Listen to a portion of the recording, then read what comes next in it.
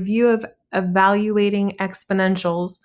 And so this is just, again, review of how you plug in with exponents. So some rules that we have to remember that we should probably not forget is stuff like anything to the 0 power is 1.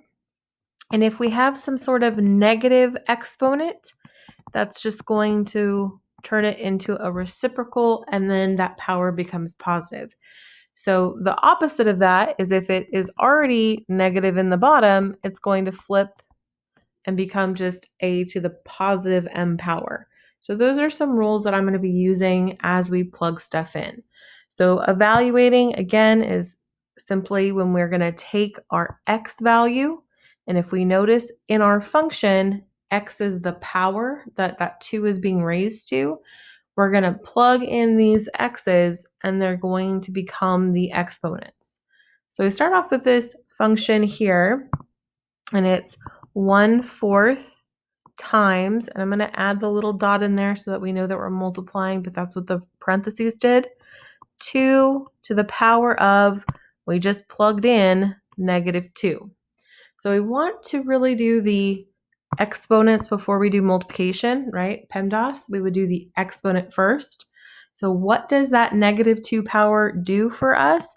It's going to flip this and then make that exponent positive.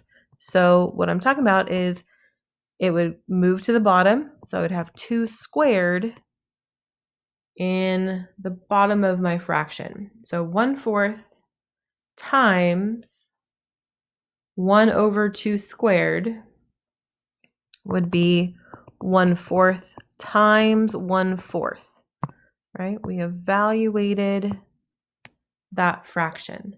And now we can just go straight across. 1/4 times 1/4 would be 1/16. So that's my output. We're plugging stuff in, we're getting stuff out, and then eventually we're going to be graphing these. All right, let's try the next one. Next problem has us plugging in 0 as the power. So we now need that rule of, what is anything to the 0 power? Well, the 0 doesn't go to the 4. The 4 has its own power, or the 1/4 does. It's raised to the 1 power. But 2 to the 0 power, if we evaluate that, it would just be 1. So we have 1/4 times 1, which would just be 1/4.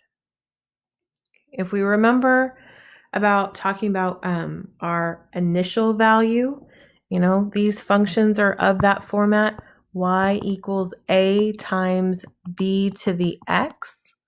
When we talked about a was that starting value, which meant that if it was our initial value, it should be our y-intercept.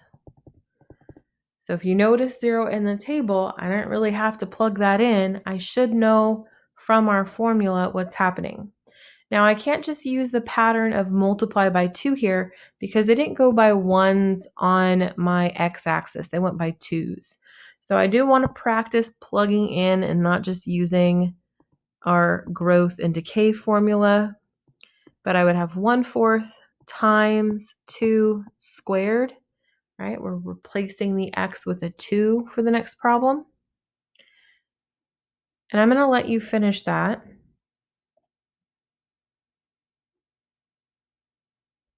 So hopefully you got 1/4 times 4, which should just give you an answer of 1. All right, on the next problem we're going to be looking at down here was, does that mean that that's a growth or decay function? If we're looking at those numbers, there's 2 ways to tell if it's growth or decay. One is by looking at the base of your exponent. If the base of our exponent, if the base is, greater than 1, then it's going to be growth. Okay. So if we notice also, the second way that we can tell is in the table. in the table, are these numbers increasing or decreasing? Well, as I plug in more values, 1/4 is smaller than 1, the numbers got bigger. So if the numbers in my table, so if the table's y values increase, that's another way that I can know that it's a growth equation. All right. So number 2, we're going to do basically the same exact thing. We're going to plug in some values, follow order of operations, and then identify whether or not it's growth or decay. So we plug in 6 times 1/2 to the -3 power.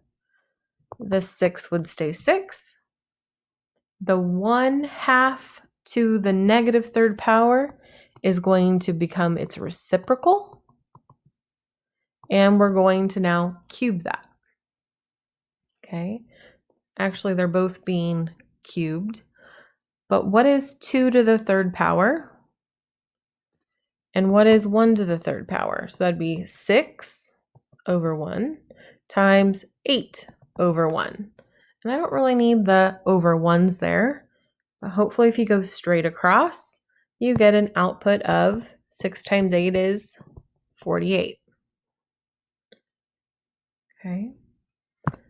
For the next one, we're going to plug in the value of 1 for x. And this one I'm going to let you try to finish. Okay, so you can put a 1 under the 6. And 6 over 2 reduces. You should have got an answer of 3. Okay. So make sure as we're plugging these numbers in, like what does this 1/3 do? Or sorry, what does the -3 do? What does the 1 do? And how does that look in our final answer? We're going to plug in 2. 6 times 1/2 squared would be 6 times 1 squared over 2 squared. Well, 1 times 1 is just 1, and 2 times 2 is 4. So this would be 6 times 1/4. This one's going to reduce. 6 over 4 reduces by 2's to 3 over 2.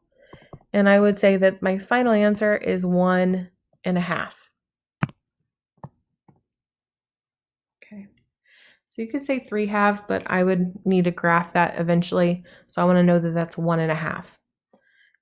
On this one, we want to use those same kind of knowledge about looking at the numbers in the table. We have to identify whether it's growth or decay. Like, what do you know about the base being 1/2? And if we notice that the numbers in our table, are they getting bigger or smaller? So if the numbers are getting smaller as we look at those y values, 48, 3, and then 1.5, if we were multiplying as we went through the table, it was growth. So if that pattern was multiplying by some number, we had a growth function. In this problem, we are multiplying, but the numbers are getting smaller. We're multiplying by a fraction. If you're multiplying by a fraction that's between 0 and 1,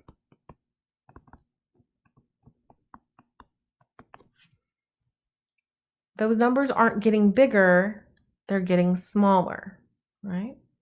So if those numbers are getting smaller,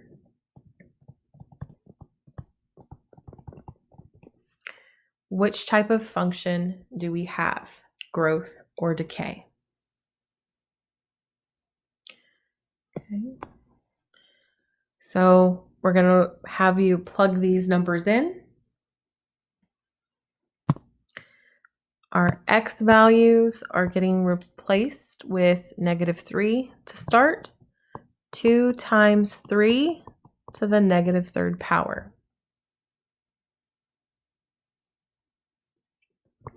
That would be 2 times 1 over 3 cubed. 3 cubed is just 27. So if we go straight across, this answer should be 2 over 27. Go ahead and plug in the number 1.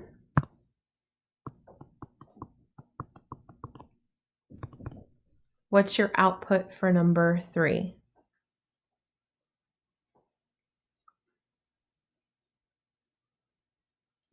Okay, so 2 times 3 should just be 6. Last one we're going to plug in on this one is a 2. So 2 times 3 squared. 3 squared is 9. So this one should be easy. 2 times 9 is just 18. So now we're going to look at those numbers and we're going to try to see, like, what's that pattern? You should be able to tell from either the base of your exponent or from our y values, are they increasing or decreasing? If in the table the numbers are getting bigger, is that growth or decay?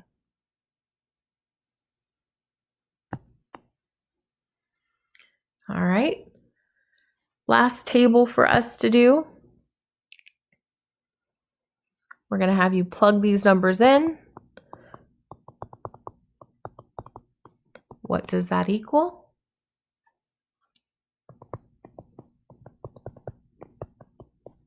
Plug in 0. What does that equal?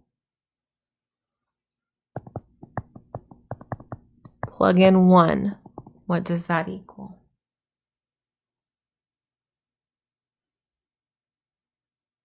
Okay. So hopefully 5 times, this would be 3 squared. 5 times 3 squared, 5 times 9 is just 45. This would be 5 times 1 would just be 5. And, oops, sorry about that. 5 times 1/3 would just be 5/3, which would be 1 2/3. What type of function is that if the numbers go from 45 down to 5 and then down to 1 2/3? Is that growth or decay? Again, you can also notice from that base of our exponent, the pattern in the y's, from this number to that number, they multiplied by 1/3, which is the same as dividing by 3. So that's decay. All right, on these problems, we're just plotting the dots and then labeling them. So understanding how to, we're going to get a lot of decimals or fraction answers. You can always convert your fractions to a decimal to help you out. But we want to make sure that you know how to plot these and what they look like. Otherwise, you won't be able to graph. So first off, 2.75. First, it's positive. And on our graph here, you know, like that's 2.5. It's not labeled, but it's halfway between. So 2.75 is like 2 3/4. That's another way to look at that, right? 2.75 is the same as 2 3/4. So that's where I would plot A halfway between 2.5 and 3. The next one I'm going to plot is B. So for B, it says 4.3. This is 4. That's 4.5, 4.5. So 4.3 should be a little bit more than a quarter of the way. Oops. Oh my gosh. Sorry. My hands are doing weird stuff. So 4.3 should be in between 4 and 4.5 again. This should be closer to the 4.5. There's where I'd put B. And then for C is now a fraction. So we would want to know that 1 4/5 is the same as, 1.8 if you like decimals. That might be helpful. Otherwise, 5/5 is another whole, so it's really close to +2. So if we're going to plot that, 1.8 would be right about there. For D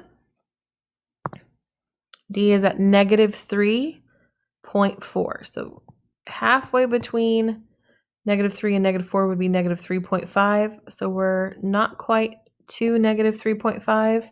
So D would be before that. For E, we're looking at 5 1/3, +5. 1/3 is the same as 5.33333 repeating. So not as much as 5.5.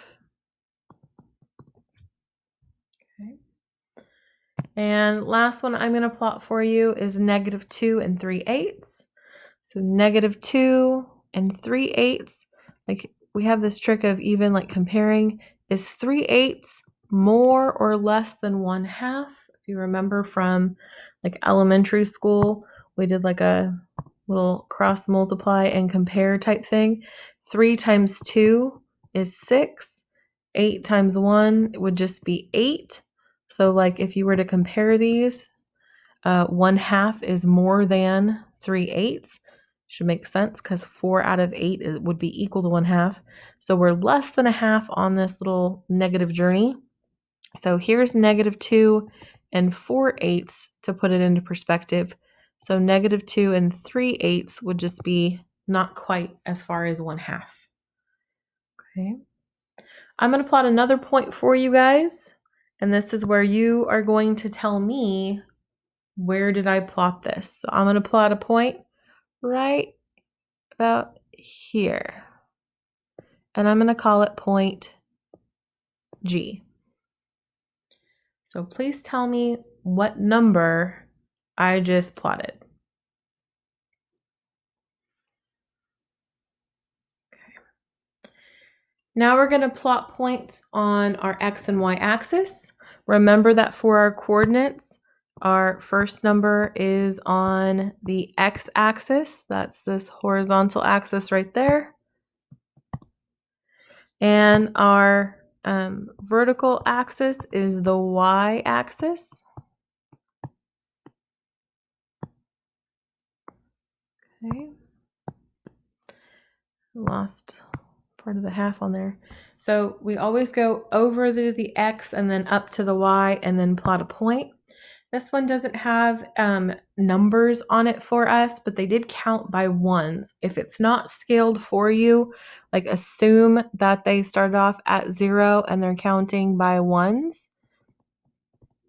Any non-scaled axis is going to do that. It helps immensely to label or scale the axis that you're looking at so that you don't have to keep counting over and over again. Like the reason why that last problem was so simple was because they had the halves already labeled in there for me. But this is a 10 by 10 grid.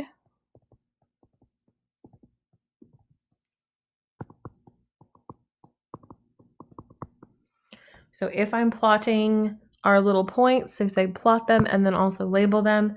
So if I have to go and plot A first, I'm going to go over to 2 on the x-axis and then to 3.5, which would be halfway between the 3 and the 4, and I would plot that point A. For +3 1/4, that's the same as 3.25. So I'd be right about here on the x-axis. And then I need to go down to -5. And so it's going to be kind of floating out in space for those. Label that B. I'm going to go through and I'm going to plot next point should be C. C is at 0, 3 1/6. So anytime you're at 0, to start, you're at the middle. And then this is going to go up to 3 1/6. So that's point C. That's on our y-axis. Our next one should be -1/2. -1/2 is right here. And then up to 7. So there's D. We're labeling the point as we go. E is at -5. And then -4 4/8. Okay. So this idea of first we're going to the x's at -5. Then we're going to go down to where we think 4 4/5 is. So -4 4/5 is the same as -4.8. So if you do convert them into decimals to help you out, that's okay, but we're close to 5, and then we're going to label. All right. Next one, 9.5. So same thing, -9.5, if that's helpful. And then 8 3/4 would be 8.75. So just being able to understand like where you're at on our axis before you begin.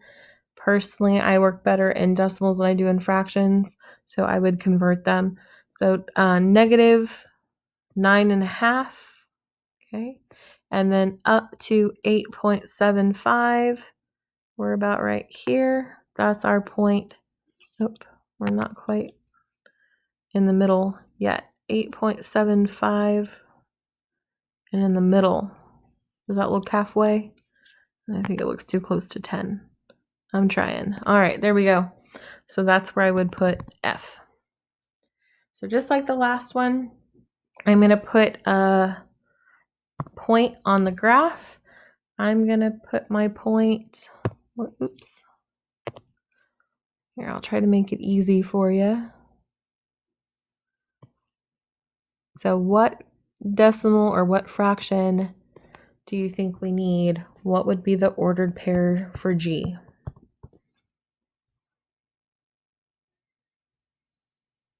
Okay. So when we start graphing, we're going to either have graphs that look like these little L's or J's, right? So first off, do we know if the numbers are getting bigger and bigger and bigger, what that's called? So since as we plug in -2 and we get out a number, we're going to have to label that in a minute. And then we plug in -1, we get out a higher number. We plug in 0, we get out a bigger number. Since we're getting bigger numbers every single time, we say that from left to right, these numbers increased. So since the numbers are increasing, this is a growth function. If the numbers got bigger for our y values, right? If they're getting higher.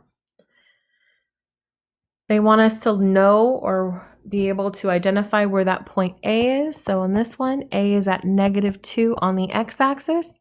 And if we read off like where it's at on the y value, it's halfway between 0 and 1. So I would say that that is at -2 and then 1/2. We need to do the same thing for B. So where is B located? So think about where it's at on the x-axis. And then where is it at on the y-axis? So if we look down on the x-axis, it's at 1/2. And if we look over on our y-axis, like here's where 4.5 would be. So it's halfway between that.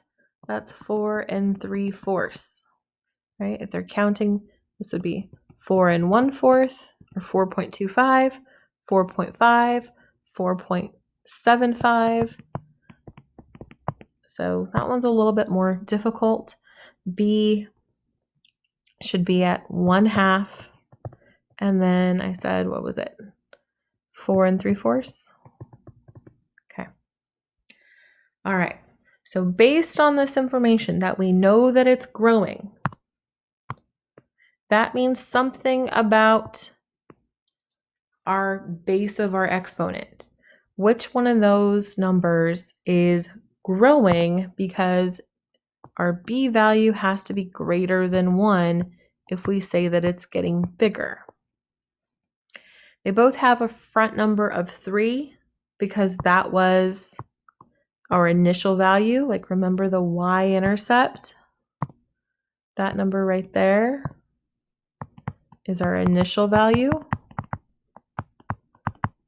So a is 3 no matter what.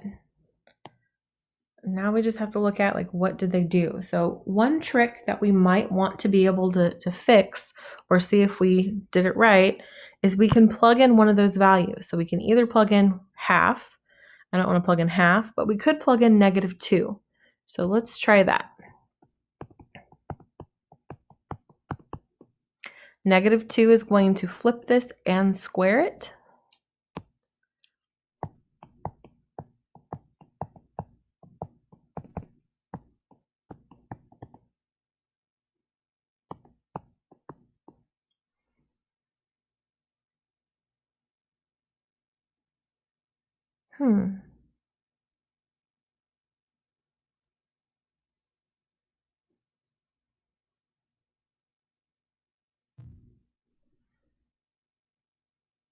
I don't know if that came out right.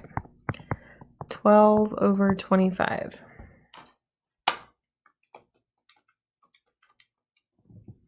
So we got out 0.48. So that's close to our half. Looks like our points are a little bit off, but the one that's closest to it, I guess, would be our y equals 3 times 5 halves to the x power. Because we're getting bigger numbers, our only one that has a base that's greater than 1, like this is 2.5, right?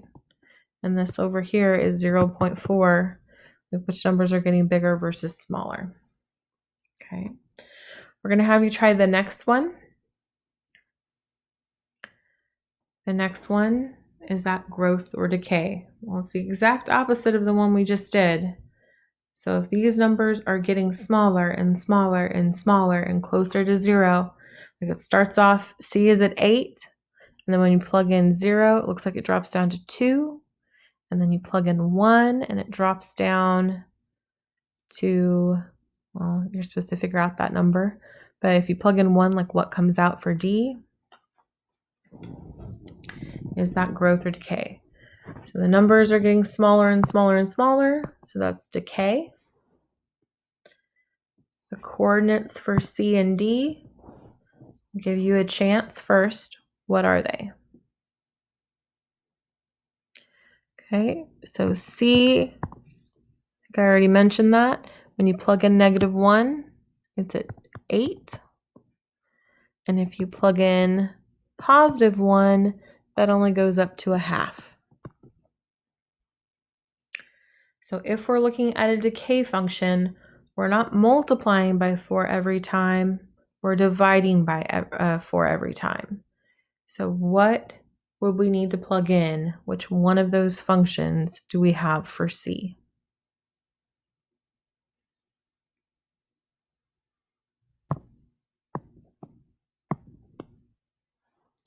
All right. Thanks, guys. That's all you have to do. You can go back to the Google Classroom and just mark as done, and your score from the Ed puzzle will show up in our Google Classroom. Thank you.